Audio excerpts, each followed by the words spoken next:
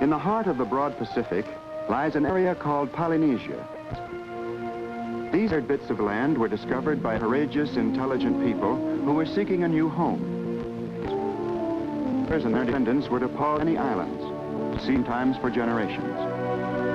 Always moved on toward the rising sun, to them a symbol of life and hope. And finally, they reached their goal. They found the homeland they sought.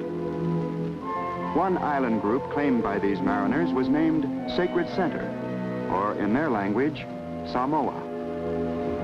And this is the place of our story.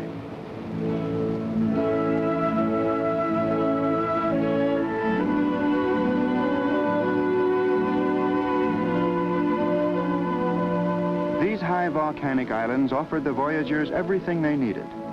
All they had dreamed of a perfect land, gentle climate, rich soil, and mountain peaks that drain passing clouds to fill streams with an abundance of pure water.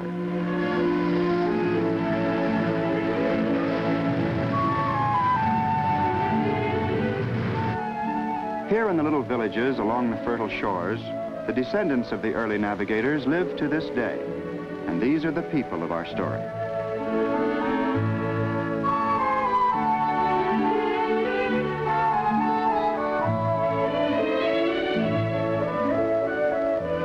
Providing for their simple needs occupies only part of their time, and knowing that boredom could disrupt even paradise, Samoans have developed elaborate customs and ceremonies to make their tranquil existence more exciting.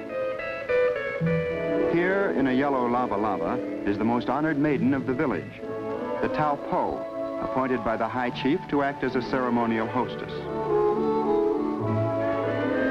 As Taupo, she does no hard work and is given a special companion and a chaperone who escorts her even to the bathing pool. Early morning finds almost everyone else busy gathering to make it fall at just the right stage of ripeness.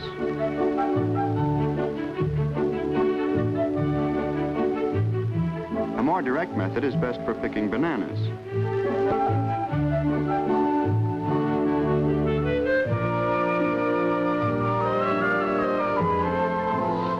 Sections of the rainforest covering the mountainsides are for cultivating taro, the Polynesian staff of life.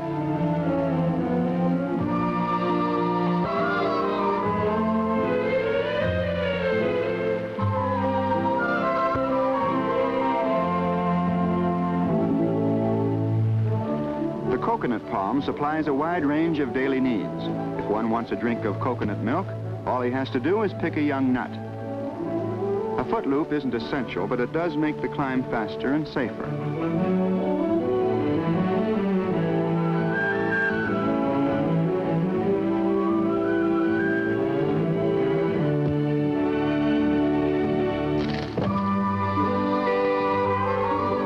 Oftentimes, nature's tools are not only best, but handiest.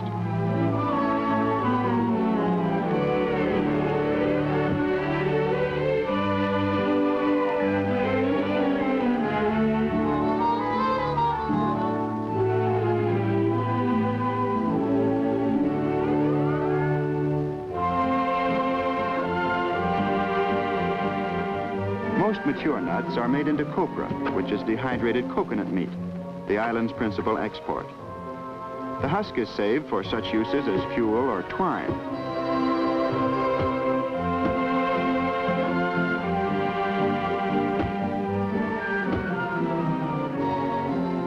Making copra is a job for the whole family.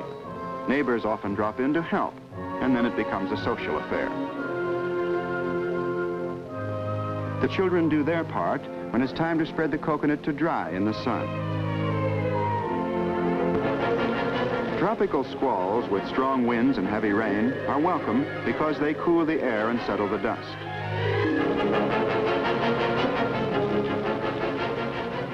The neatly spread copra has to be gathered up to keep it from rotting. The stalwart sentinel decides to call it a day and homeward plods his weary way.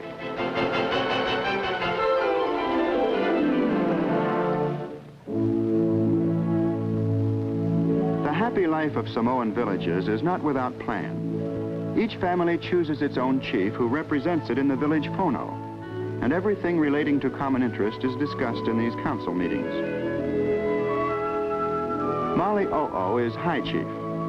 Like the others, he can talk business and make senate at the same time. Senate is an all-purpose cord made from the coconut husk. This ornate tattooing, by the way, is considered a mark of great courage. The phono begins with the ceremony of mixing and drinking kava, a non-alcoholic beverage.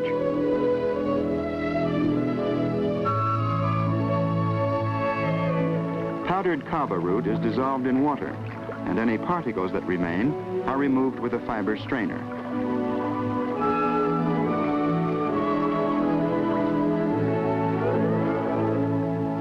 Young men gather outside to hear the speeches, and they follow every detail of the ceremony.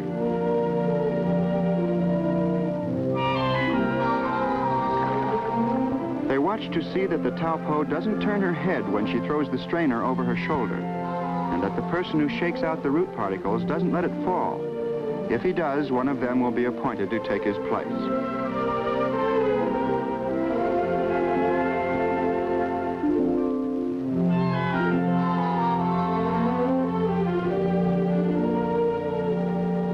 When all undissolved pieces of root have been removed, the kava is diluted and tested to be sure it's the right strength.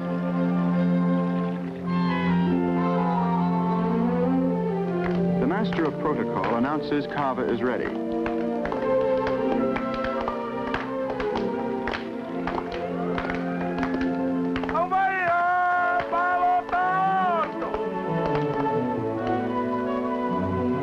The chiefs are served in order of their rank. Before drinking, a toast. To the happiness of Samoa and its people. Each chief's title is announced before he's served.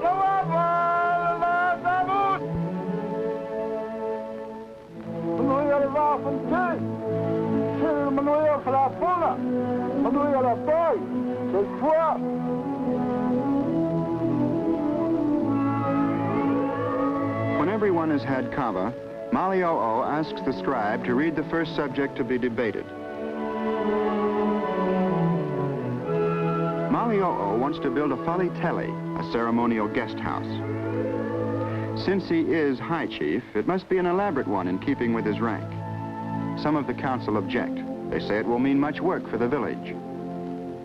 But the orators, the only chiefs entitled to carry a fly whisk, support Mali O'o, and in the end all agree that the High Chief may have his guest house.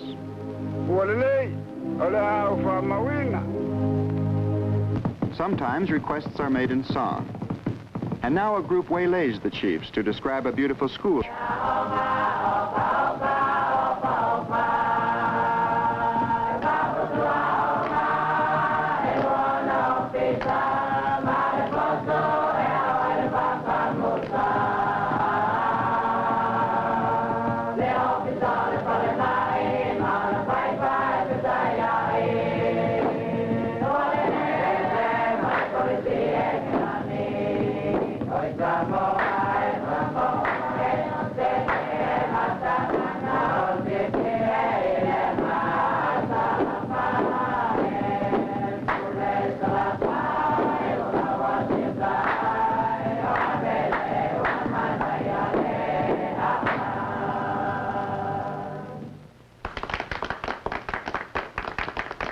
To put the chiefs in good humor, the boys perform a comedy about the ordeal of tattooing.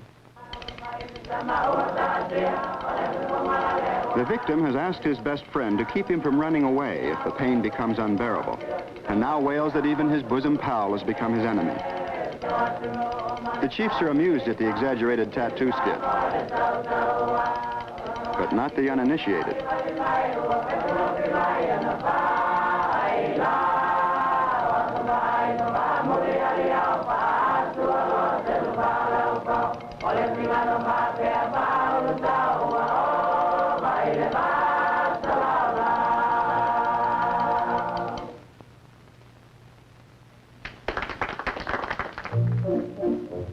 The customary one hot meal of the day is prepared late in the morning.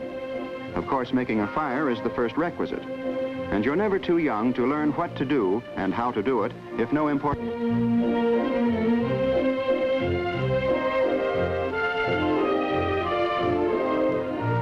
This may look complicated, but flame can be produced in less than a minute. A simple ground oven is arranged to cook the midday meal. For an extra hot fire, forced draft. And then stones are piled on top to heat.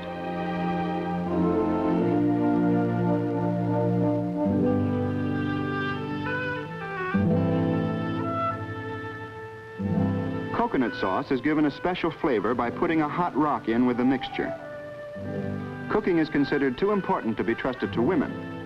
And one qualification of a good husband is knowing how to prepare fish so it won't dry out in the oven.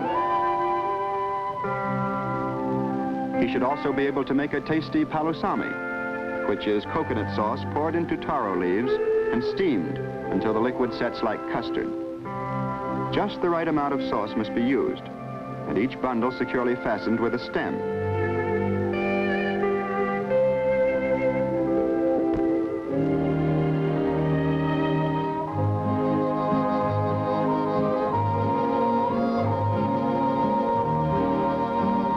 By the time the food is ready for the oven, the stones are white hot. Taro and breadfruit are put directly on the leveled rocks, while behind the scenes, the cleanup job gets underway.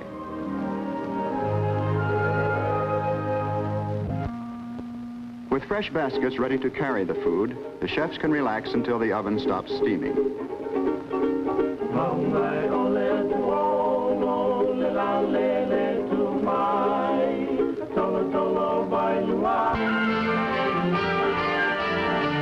Chief Malio'o, making his round, takes in the situation. Having once been a boy himself, he knows exactly where to look for the truants.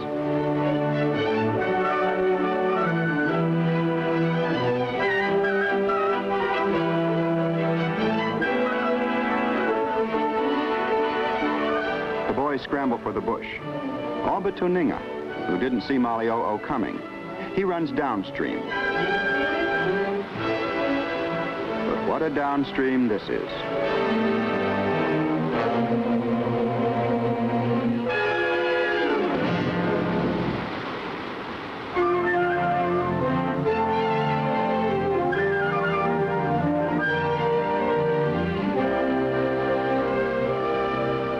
So much for downstream. Now, what about upstream?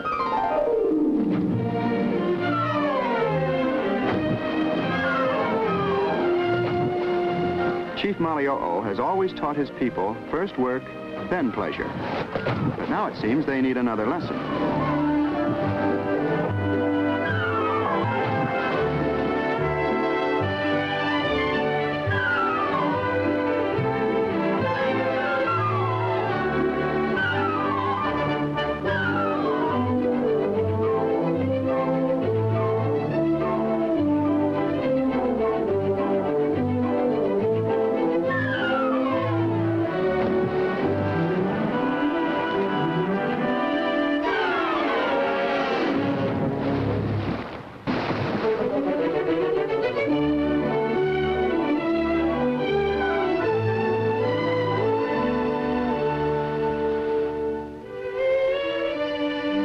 In Samoa, work is allotted according to sex, but there's always the exception. Tuninga has no sisters, so he's expected to do chores normally given to girls.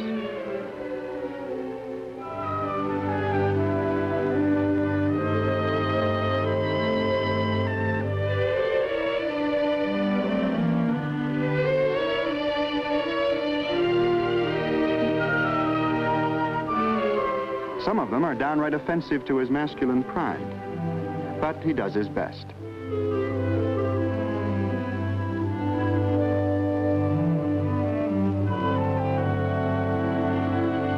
The ironing neatly folded, or at least folded, a fast game with the boys should restore Tuninga's spirits.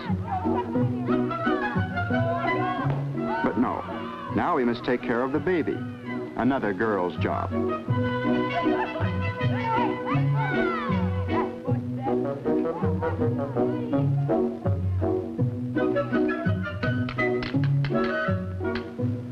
One game after another, and Toninga still stands on the sidelines with the girls. It's more than he can take.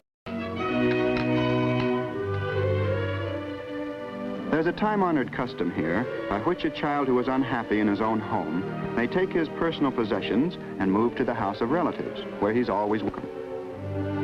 But it's really little more than changing from one bedroom to another, because the whole village lives almost like one big family, and a little girl with too many sisters will probably move in to take Toninga's place.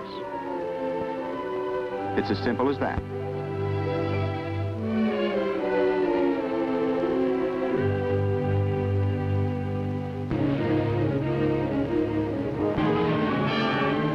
Samoan women do their fishing in shallow water, but prove their courage nonetheless. They wash the octopus tentacles to remove all sand. And there's no trouble carrying the creature home. You just wear it like a corsage. Using a barbless spear, an umbrella rib if you've nothing better, and a slingshot is a modern improvement over the old method of fishing with bow and arrow, and a very efficient one.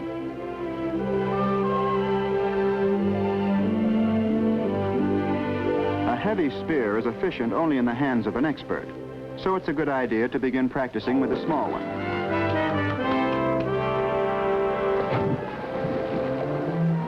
Of course, there's always a chance of becoming a small expert, specializing in small fish.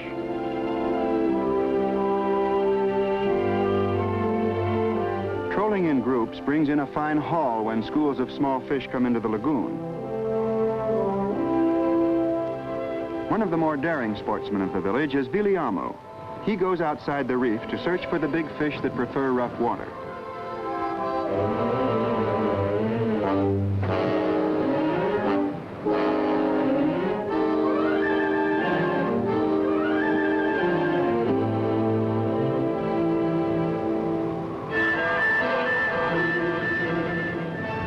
Sudden wind squalls are a threat to fishermen caught outside the reef.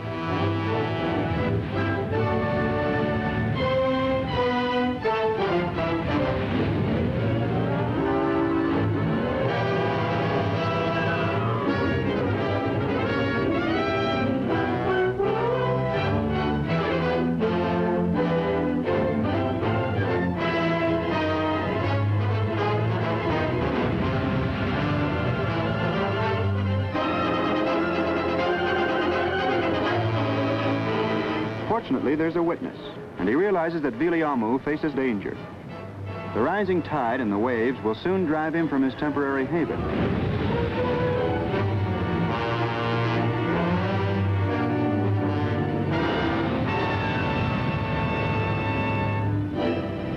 A rescue canoe heads into the breakers.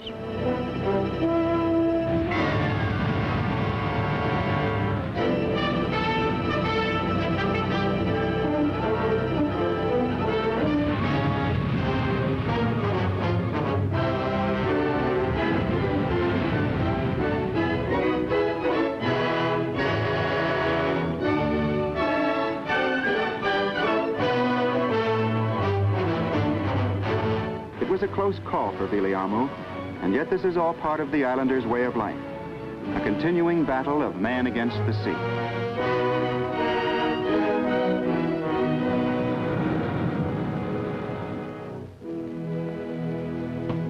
The next morning finds Viliamu hard at work replacing his wrecked canoe.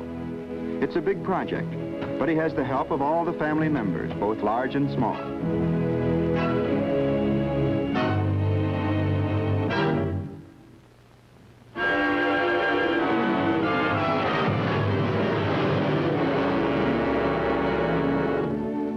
Some of the carpentry is done right where the tree falls.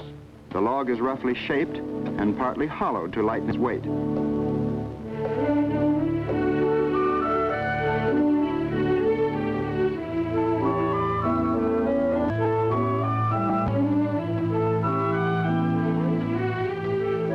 Judge the depth of timber by sound and know just how much wood to remove.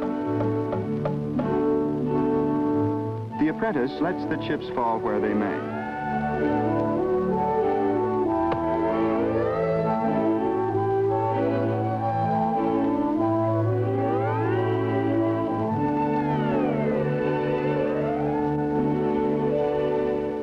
dugout canoe, an outrigger must be added to keep it from tipping over in rough water. The braces are tied together with sennet, measured by a man's arm span and cut by biting.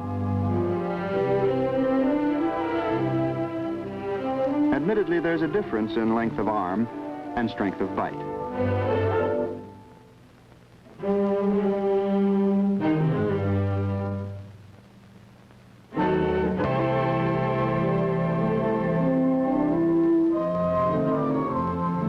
Now, with everything shipshape, the maiden voyage.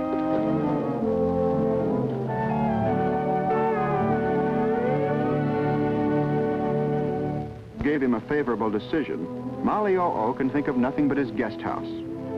After spending days, he's chosen a tall, straight tree for the center post of the Falitele. There's great excitement when the log is dragged into the village to the accompaniment of a chant.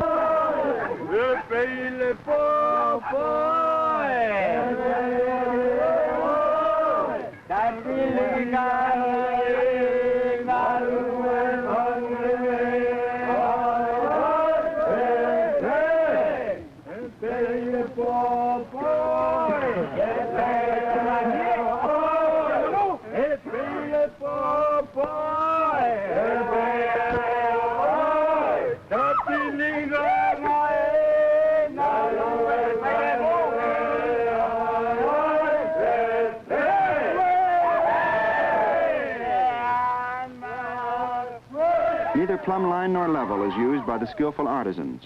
The head carpenter merely signals his directions for bringing the post to a true vertical. Rafters are made of flexible coconut wood because the roof will be bulged. And again, the amount of bulge is gauged by eye. Miles and miles of sennet will be used instead of nails. Arches for the rounded ends of the building are sections of breadfruit wood.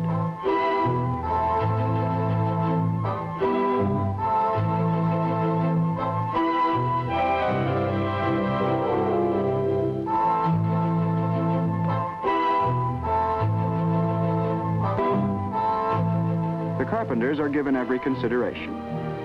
And when a man is found asleep on the job, Malio'o thoughtfully provides a shelter. From now on, his workers may rest in the shade.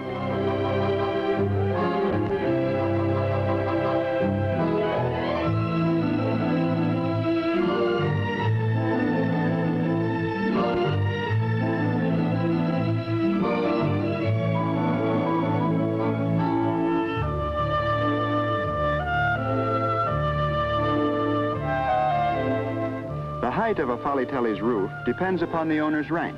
High chief, high roof.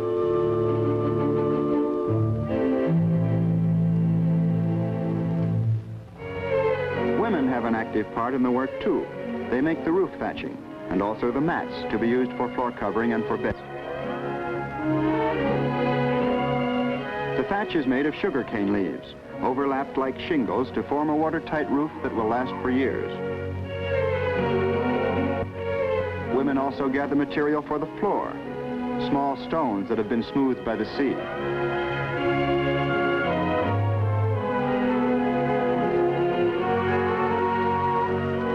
These pebbles spread in a deep layer, a sort of cushion for the mats. Now the Falitele is finished, and Malio'o and his wife proudly welcome the chiefs who come to make inspection. This is the first in a whole series of housewarming festivities. The final celebration is an informal evening get-together called a fia-fia. It features the siva, a dance without form or pattern.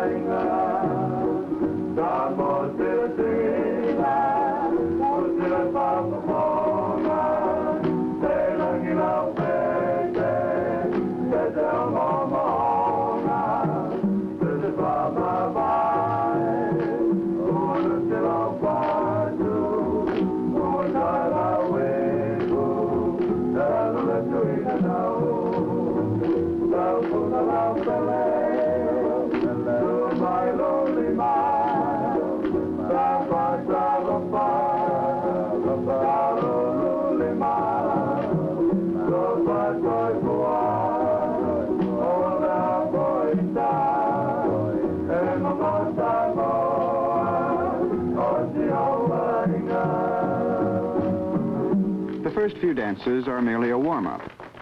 Now the chiefs request an old song, and their generation takes over.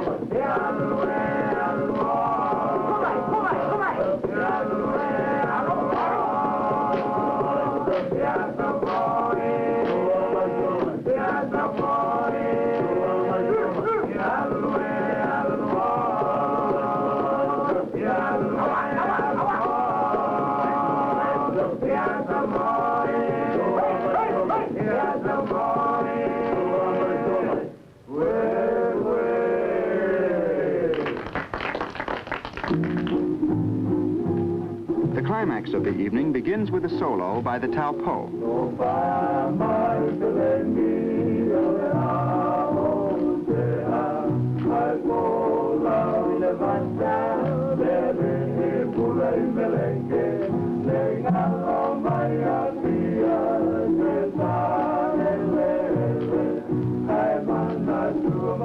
Because of the dignity of her position, she's expected to siva as though no one else were present. But it's part of the fun to distract her.